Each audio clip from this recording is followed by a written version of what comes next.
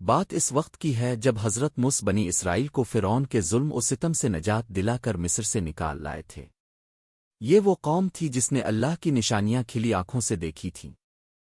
انہوں نے دیکھا تھا کہ کیسے عصا مارنے سے نیل کا پانی دو حصوں میں تقسیم ہو گیا، کیسے فرعون اپنے لشکر سمیت غرق ہوا، اور کیسے اللہ نے انہیں منو و سلو جیسی نعمتوں سے نوازا۔ لیکن انسانی فطرت بھی عجیب ہے کہ جب پیٹ بھر جائے اور امن مل جائے تو وہ پھر ناشکری اور بزدلی کی طرف مائل ہو جاتی ہے۔ بنی اسرائیل اب صحرائے سینا میں تھے اور اللہ کا حکم آیا کہ اے موسیٰ، اپنی قوم کو لے کر اس مقدس سرزمین یعنی بیت المقدس میں داخل ہو جاؤ جو اللہ نے تمہارے لیے لکھ دی ہے۔ یہ ایک بہت بڑا امتحان تھا کیونکہ اس وقت بیت المقدس پر ایک ایسی قوم قابض تھی جسے عمالقہ قوم جبویرین کہا جاتا تھا۔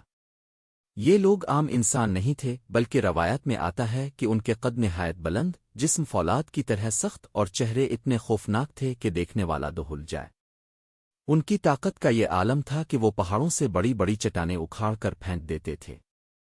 حضرت موسی جانتے تھے کہ یہ امتحان سخت ہے، اس لیے انہوں نے تحقیق کے لیے 12 جاسوس اثردار منتخب کیے اور انہیں حکم دیا کہ جاؤ اس شہر کے حالات معلوم کر کے آؤ، لیکن خبردار، وہاں جو کچھ دیکھو واپس آ کر صرف مجھے بتانا، عام لوگوں میں اس کا چرچا مت کرنا ورنہ قوم کے حوصلے ٹوٹ جائیں گے۔ دوستو، جب یہ 12 افراد اس بستی کے قریب پہنچے تو ان کی آنکھیں پھٹی کی پھٹی رہ گئیں۔ انہوں نے دیکھا کہ وہاں کے باشندے انسان کم اور چلتے پھرتے پہاڑ زیادہ لگتے ہیں۔ روایت میں یہاں تک آتا ہے کہ وہاں کے پھل بھی اتنے بڑے تھے کہ ایک انگور کا گچھا اٹھانے کے لیے کئی آدمیوں کی ضرورت پڑتی تھی۔ ان جاسوسوں نے جب قوم جبویرین کے ایک عام آدمی کو دیکھا تو ان کے دل دہل گئے۔ انہیں یوں محسوس ہوا کہ ان دیو ہیکل لوگوں کے سامنے ہم تو ٹڈو دل معمولی کیڑے مکڑوں کی مانند ہیں۔ وہ خوف جو ان کے دلوں میں بیٹھ گیا، اس نے ان کے ایمان کی بنیادیں ہلا دیں۔ حالانکہ وہ یہ بھول گئے تھے کہ ان کے ساتھ وہ رب ہے جس نے فرعون جیسے متکبر کو مٹی میں ملا دیا تھا۔ مگر خوف انسان کی آنکھوں پر ایسی پٹی باندھ دیتا ہے کہ اسے سامنے کھڑا دشمن تو نظر آتا ہے مگر ساتھ کھڑا خدا نظر نہیں آتا۔ جب یہ جاسوس واپس آئے تو ان کے چہروں پر ہوائیاں اڑی ہوئی تھیں۔ حضرت موسی کی نصیحت کے باوجود ان میں سے 10 افراد اپنے جذبات پر قابو نہ رکھ سکے اور انہوں نے پوری قوم میں یہ بات پھیلا دی کہ وہاں ایسے لوگ ہیں جن سے لڑنا موت کے منہ میں جانے کے مترادف ہے۔ وہ کہنے لگے کہ ہم نے اپنی آنکھوں سے دیکھا ہے کہ وہ کتنے طاقتور ہیں، وہ ہمیں پیروں تلے مسل دیں گے۔ بس پھر کیا تھا؟ پوری بنی اسرائیل میں کوہرام مچ گیا۔ وہ قوم جو ابھی ابھی آزادی کی سانس لے رہی تھی، جس نے اللہ کی قدرت کے کرشمے دیکھے تھے، اچانک بزدلی کی اتھا گہرائیوں میں گر گئی۔ لوگ چیخنے چلانے لگے، اپنے کپڑے پھاڑنے لگے اور حضرت موسی کے پاس آ کر فریاد کرنے لگے، اے موسیٰ، کیا ہم مصر میں غلامی میں خوش نہیں تھے؟ تم ہمیں یہاں اس صحرا میں مرنے کے لیے لے آئے ہو۔ اگر ہم وہاں گئے تو وہ جبویرین ہمیں مار ڈالیں گے اور ہماری عورتوں اور بچوں کو قیدی بنا لیں گے۔ اس سے بہتر تو یہ تھا کہ ہم مصر ہی میں مر جاتے۔ ذرا سوچئے اس وقت حضرت موسی کے دل پر کیا گزری ہوگی۔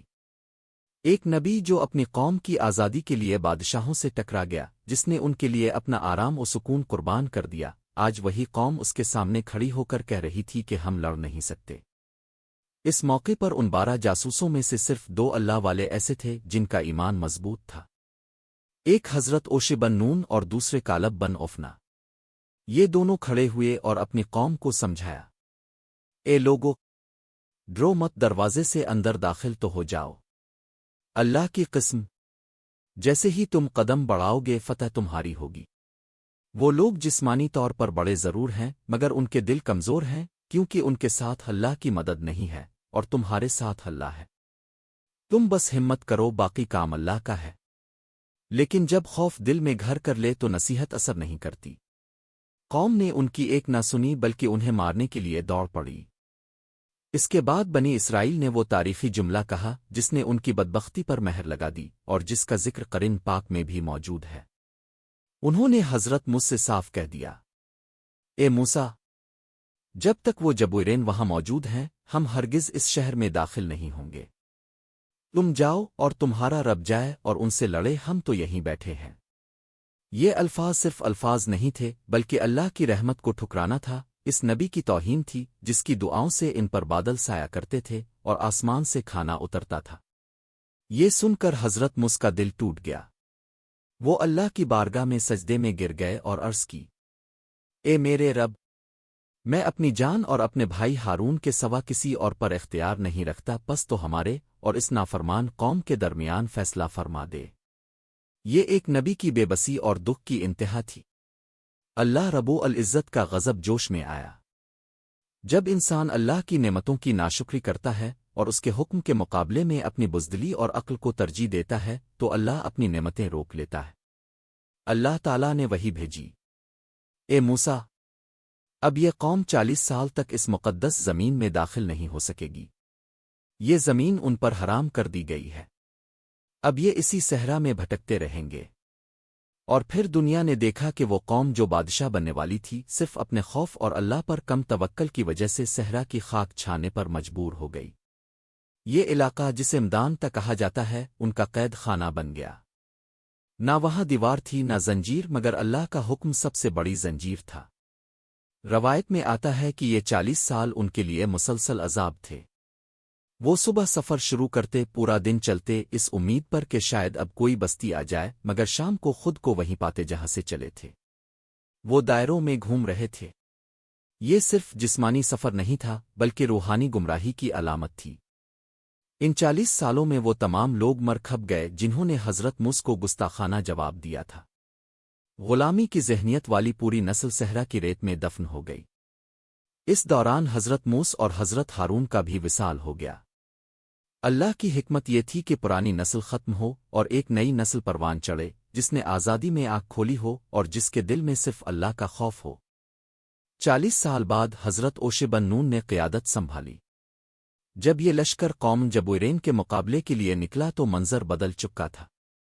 وہی جبویرین جو ناقابل شکست لگتے تھے اللہ کی مدد کے سامنے ریت کی دیوار ثابت ہوئے، اور اللہ نے ایسی شاندار فتح عطا فرمائی کہ تاریخ دنگ رہ گئی۔ یہ واقعہ ہمیں جھنجھوڑ کر رکھ دیتا ہے۔ آج بھی ہماری زندگی میں قوم جبویرین موجود ہے، کبھی غربت کی صورت میں، کبھی بیماری کی صورت میں، کبھی ظالم حکمرانوں کی صورت میں، اور کبھی ہمارے اپنے نفس کی خواہشات کی صورت میں۔ یاد رکھیں، فتح طاقت سے نہیں توکل سے ملتی ہے۔ جو اللہ سے ڈرتا ہے پھر دنیا کی کوئی چیز اسے نہیں ڈرا سکتی، اور جو اللہ سے نہیں ڈرتا وہ ہر چیز سے ڈرتا ہے۔ اللہ ہمیں حضرت موسیٰ جیسی استقامت اور حضرت اوشے بن نون جیسا توکل عطا فرمائے۔ آمین۔